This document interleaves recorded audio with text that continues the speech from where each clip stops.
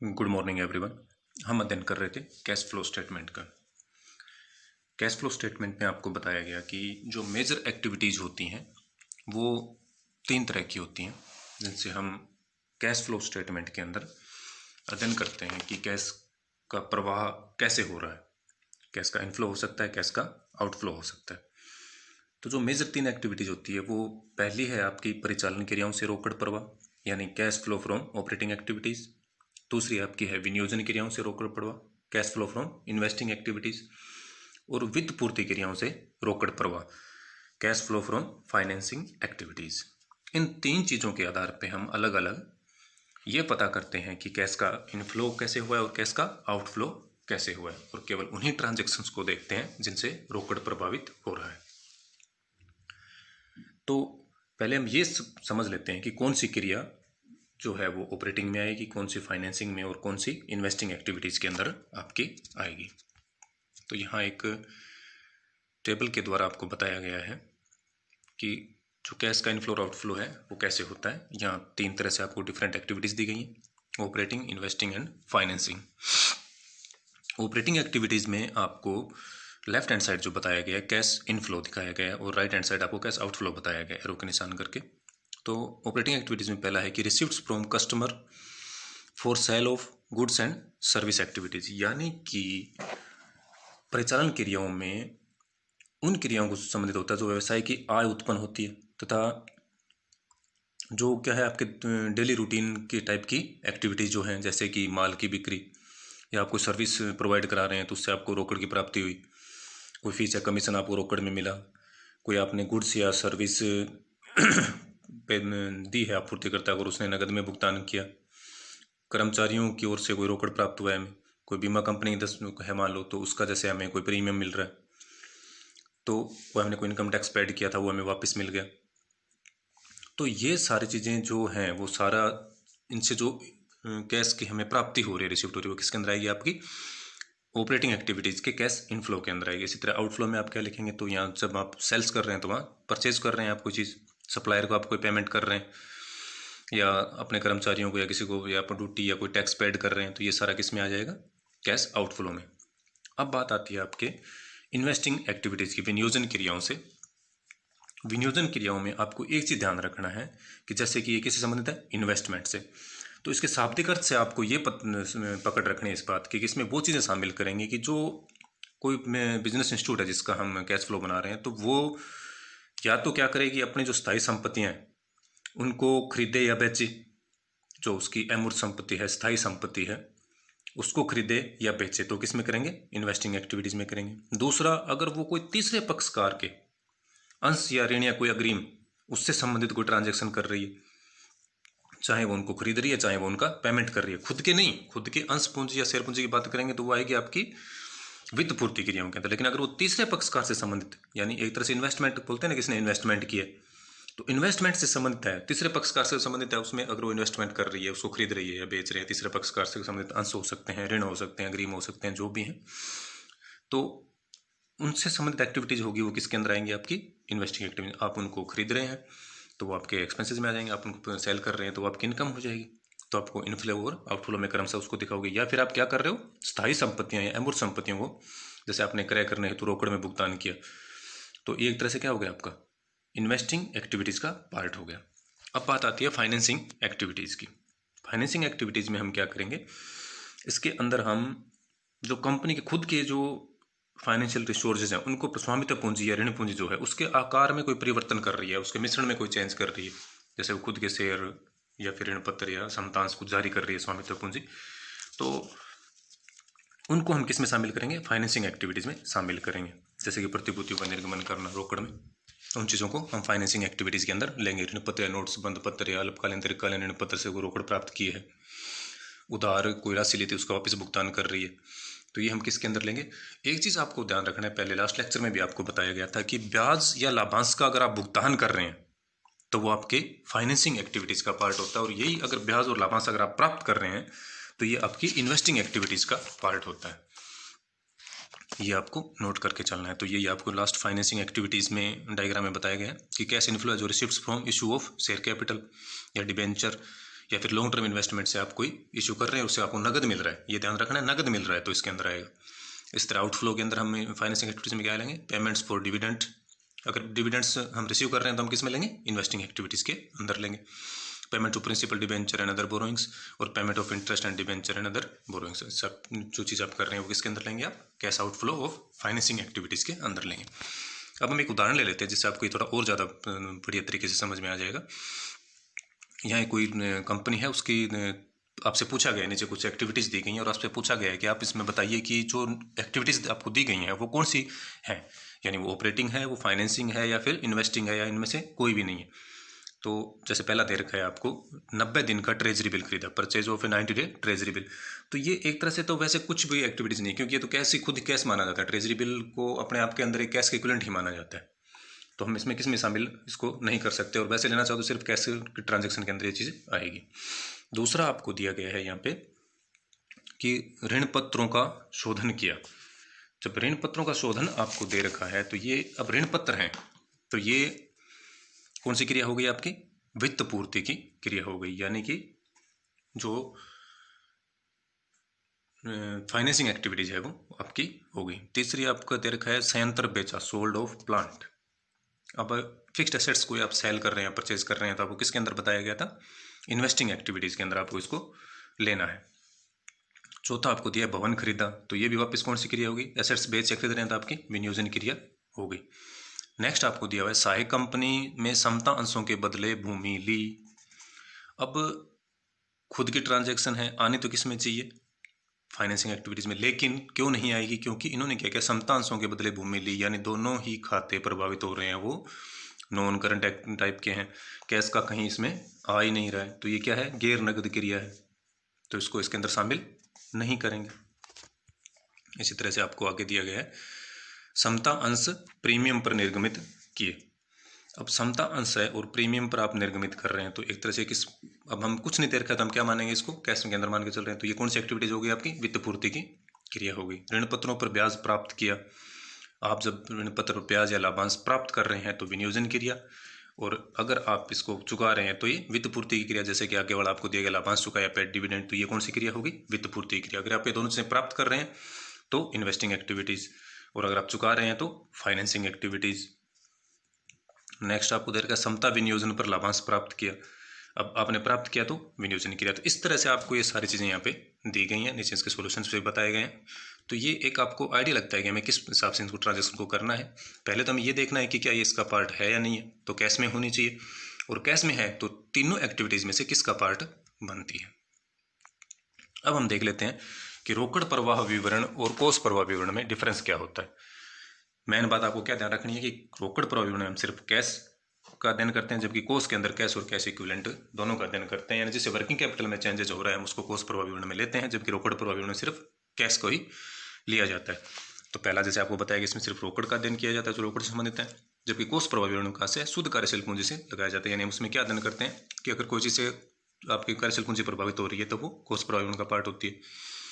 और कार्यशील पूंजी का आपको पता है करंट एसेट्स और लायबिलिटीज का डिफरेंस जो है वो नेट वर्किंग कैपिटल होता है, उस मेथड से हम उसको सोल्व करते हैं।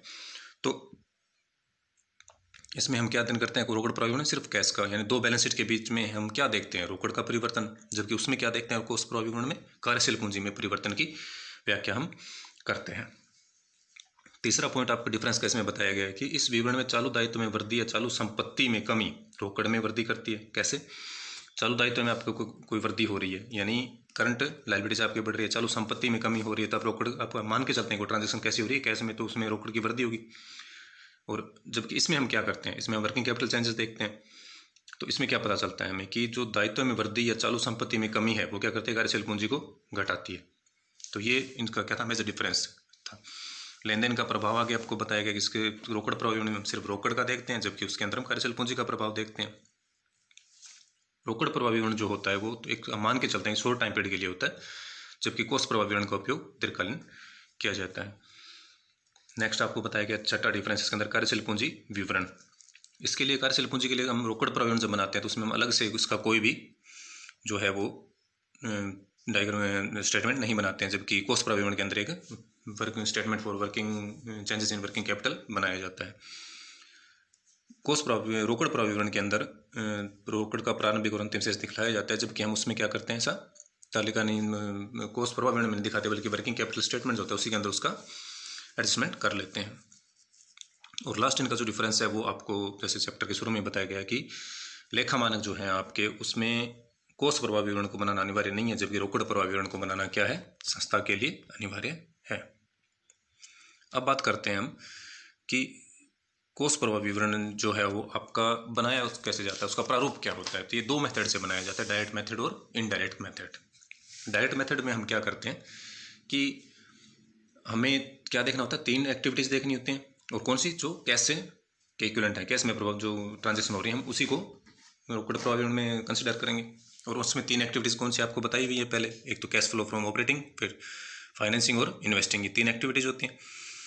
अब हमें ये देखना होता है कौन सी एक्टिविटीज़ किस में आएगी, ये आपको समझा दिया गया। तो हम सबसे पहले क्या लेते हैं, cash flow from operating activities. Operating activities के अंदर हम क्या करेंगे, जैसे पहला आपको दिया हुआ है कि कैश रिसिप्ट फ्रॉम कस्टमर, आपने कोई माल बेचा है तो आपको कस्टमर से क्या मिलेंगे, नगद में पैसा मिलेगा, वो आप लिख दीजिए। उसमें से आप क्या लेस कर दोगे, अगर आप सप्लायर या एम्प्लॉय किसी को पेमेंट कर रहे हैं या परचेज कर रहे हो तो इसमें से क्या करोगे, लेस कर दोगे। अब आप क्या करोगे, कैश जनरेटेड फ्रॉम ऑपरेशन आ गया आपके पास, इसमें से आप इनकम टैक्स कोई पेड कर रहे हैं तो वो लेस कर देंगे। और cash flow from extraordinary item, कुछ अलग से खर्चे कुछ दिए हुए हैं तो वो आप लेस कर दो। तो अब आपके पास नीचे निकल के आएगा, वो क्या जाएगा, net cash from operating activities, यानी हमने जितने भी सेल्स के उससे जो हमें इनकम हुई और परचेज के बदले हमने जो चुकाया है, हमारे जो खर्चे टैक्स वगैरह के हैं वो इसमें एडजस्टमेंट करके, और हम क्या निकालेंगे, cash flow from operating activities. अब हम बात करते हैं cash flow from investing activities.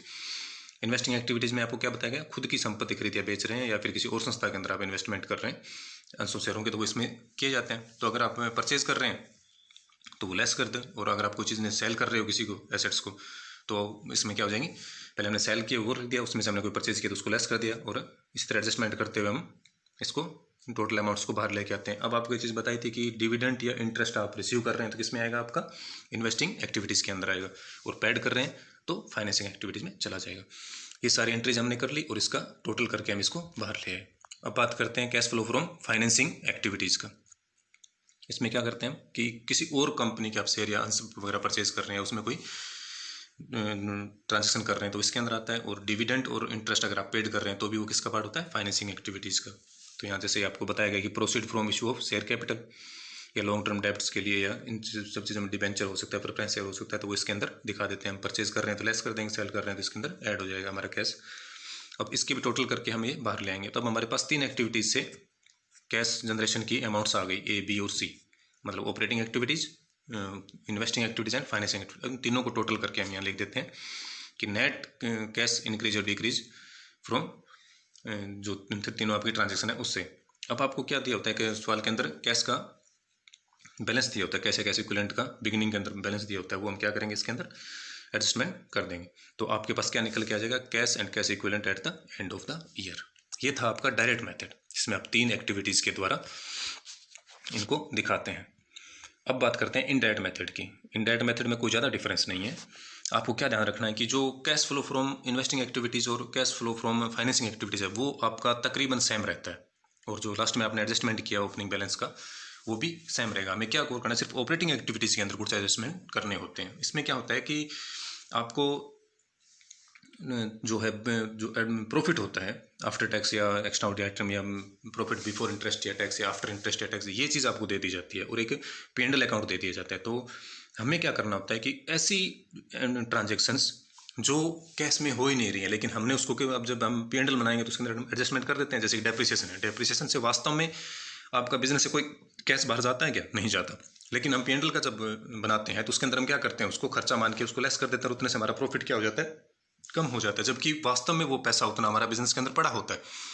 तो हमें इस टाइप के ट्रांजेक्शन का ही वापस क्या करना होता है, इसके अंदर एडजस्टमेंट करना होता है। यानी ऐसी आइटम्स जो कैश में वास्तव में हमने दी नहीं है, लेकिन उसको खर्चा मान के हमने P&L में से लेस कर दिया, उनको हम ऐड कर देंगे।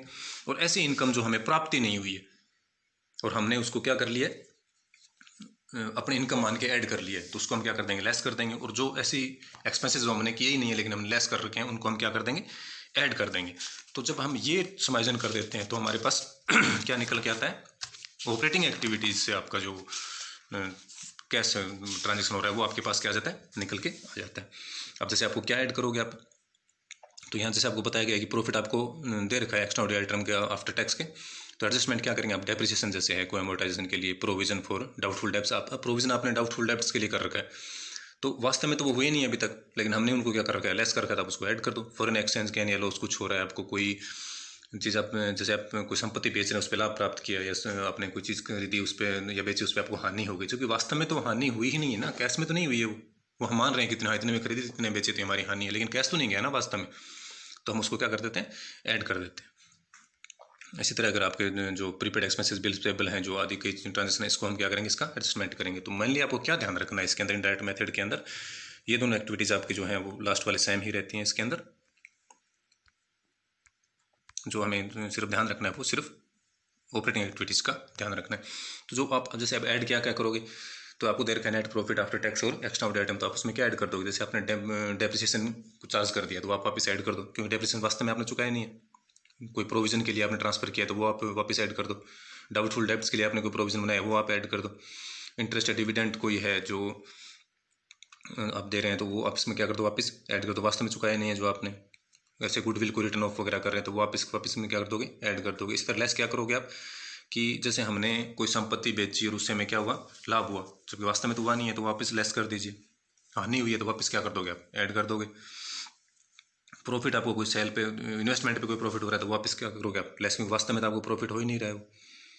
या कोई रिजर्व आपको रिटर्न बैक हुआ है तो, या कोई फॉरेन एक्सचेंज से आपको क्या हुआ है, गेन प्राप्त हुआ है, तो ये सच हम क्या कर देंगे, इसमें लेस कर देंगे, और ये कहलाता है आपका इनडायरेक्ट मेथड। अब हम बात करते हैं रोकड़ प्रवाह विवरण के उद्देश्य एवं उपयोग क्या क्या हैं। तो रोकड़ प्रवाह विवरण क्यों बनाया जाएगा, ये एक स्थिति के अंदर आपको क्या दिखाता है कि जो बिजनेस के अंदर कैश है वो किन चीज़ों में जा रहा है और किन चीज़ों से हमें जो है वो उसकी प्राप्ति हो रही है। तो इसका मुख्य उद्देश्य क्या होता है, एक तो लेखा मानक के अनुसार ये क्या बनाना आवश्यक है, और क्या हमें क्या पता चलता है, रोकड़ का पता चलता है। तो पहला क्या, वित्तीय नीतियों के विनियोजन और समन्वय में क्या होता है, सहायक होता है, यानी हमें मालूम चल जाता है कि हमें कितनी रोकड़ की आवश्यकता होगी, हमें किन साधनों से उपलब्ध होगी और किन साधनों से हमें इसकी भी और व्यवस्था करनी है। दूसरा इसका उपयोग क्या, नियंत्रण में सहायक है, हेल्पफुल इन कंट्रोल। रोकड़ प्रवाह विवरण प्रबंध के लिए क्या होता है, कंट्रोल टेक्निक होती है। इससे हम ये पता लग सकते हैं कि हमें एक्स्ट्रा एक्सपेंस हम कहाँ करें, कहाँ हमें कंट्रोल की आवश्यकता है और किस सीमा तक इसका योजनानुसार उपयोग हमें करना है। नेक्स्ट इसका महत्व है कि आंतरिक वित्तीय प्रबंध में सहायक है। रोकड़ परिवर्तन का ये हमें ज्ञान कराता है, knowledge of changes in cash position, की कैश में चेंजेस किस कारण से हो रहे हैं। और रोकड़ ही क्या होता है, एक बिजनेस का एक तरह से ब्लड कहलाता है, तो हम उस पर कंट्रोल कर लेते हैं तो हमारा बिजनेस पे कंट्रोल हो जाता है। अल्पकालीन वित्तीय निर्णय लेने में क्या होता है, ये सहायक होता है, विश्लेषण का अच्छा उपकरण है। अब रोकड़ प्रवाह विवरण की सीमाएं क्या है। फर्स्ट तो आपको तय रखा है कि ये क्या करता है, भ्रामक तुलना कराता है। रोकड़ प्रवाह विवरण एक कंपनी की तुलना दूसरी कंपनी से जैसे हमने कर ली, और एक कंपनी हमने देखा कि इसकी कैश की स्थिति अच्छी है और इसके आधार पे हमने बोल दिया कि हाँ ये बिजनेस कंपनी उससे ज़्यादा अच्छी है, लेकिन ये आवश्यक नहीं है, क्योंकि सिर्फ एकमात्र यही विवरण नहीं होता, हमें अन्य विवरण भी देखने होते हैं। क्योंकि जैसे भारी पूंजी विनियोग वाली कंपनी में अधिक रोकड़ प्रवाह होंगे तो इसका मतलब ये नहीं है कि उसकी स्थिति अच्छी है। तो ये सिर्फ क्या करता है, एक भ्रामक निर्णय ही देता है। दूसरा, प्रबंध नीतियों के परिवर्तनों से प्रभावित, यानी ये तो कोई भी फाइनेंशियल स्टेटमेंट होता है तो वो जो मैनेजमेंट अथॉरिटी है उससे तो वो प्रभावित होते होते क्योंकि कहीं ना कहीं उनकी खुद की नीतियाँ उन विवरणों को बायस्ड बना देती हैं। और तीसरा है इसका अपूर्ण स्थानापन्न। रोकड़ प्रवाह विवरण आय विवरण का स्थानापन्न नहीं हो सकता। ये सिर्फ किस चीज़ को बताता है, हमें ओनली कैश इक्विवेलेंट ट्रांजैक्शन को बताता है। हाँ ठीक है, ये कैश के संबंध में जानकारी देता है, एक बड़े बिजनेस के लिए आवश्यक है, लेकिन ये कभी भी इनकम स्टेटमेंट जो आपके हैं उनका स्थानापन्न या सब्स्टिट्यूट नहीं हो सकता है। तो एक तरह से ये क्या करता है, सिर्फ एक हमारा कार्यभार ही बढ़ाता है। तो सारांश के रूप में ये कहा जा सकता है कि ठीक है, एक बड़े बिजनेस के लिए रोकड़ प्रवाह विवरण रोकड़ से तुल्य एक्टिविटी जानने के लिए बनाना हमारे लिए क्या है, आवश्यक है, और लेखा मानकों में इसको क्या किया गया है, अनिवार्य बनाया गया है। Thank you.